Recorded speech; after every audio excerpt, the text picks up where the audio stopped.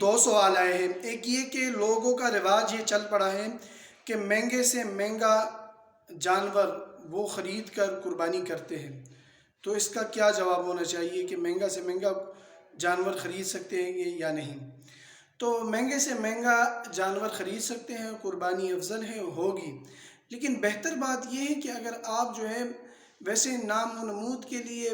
10 لاکھ اور 20 لاکھ کا جانور خرید رہے ہیں، تو اس سے بہتر یہ ہے کہ آپ ان 10 لاکھ کے اگر چھوٹے جانور خرید لیتے، بکرے دمبے وغیرہ خرید لیتے، تو وہ زیادہ خاندانوں میں جو ہے نا گوشت اس کی جو ہے نا وہ تقسیم کے مرحلے میں آ جاتا۔ لیکن آپ جو ہے ایک گائے وہ جو ہے نا کتنے لوگوں میں جو ہے نا ایک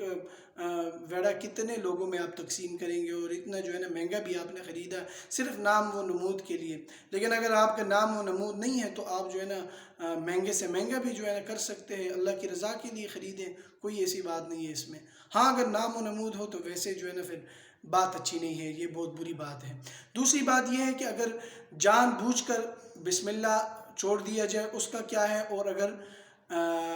بھول کر جو ہے نا وہ بسم اللہ اللہ اکبر ذبح کرتے وقت چھوڑ دیا جائے تو اس کا کیا؟ تو اگر جان بوجھ کر آپ چھوڑتے ہیں تو یہ تو جو ہے نا بہت بری بات ہے، غلط ہے، اور جانور کے جو ہے نا حلال و حرام تک کی بات نوبت آ جاتی ہے۔ لیکن اگر بھول کے آپ نے بسم اللہ اللہ اکبر آپ سے بھول گیا،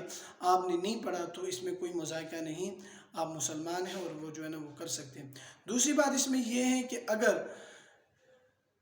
بعض لوگوں کا یہ ہوتا ہے کہ ایک کسائی ہوتا ہے، وہ جو ہے نا بسم اللہ اللہ اکبر پڑھتا ہے، وہ ذبح کر رہا ہوتا ہے، ساتھ جو ہے نا 5-6 لوگ اپنے خاندان کے ہی یا جتنے 7 حصے ہوتے ہیں تو 7 حصے کے 7 لوگ آ کر جو ہے نا وہ ذبح میں چری میں ہاتھ جو ہے نا پھیرتے ہیں، لیکن اس وقت ان کو بھی جو ہے نا بسم اللہ اللہ اکبر پڑھنا چاہیے، اور اگر وہ نہیں پڑھیں گے تو یہ جو ہے نا نقصان کی بات ہے۔ لہذا سب کے اوپر واجب ہے، جو ہاتھ لگائے گا چری کے ساتھ، سب کے اوپر واجب ہے کہ وہ بسم اللہ اللہ اکبر پڑھیں۔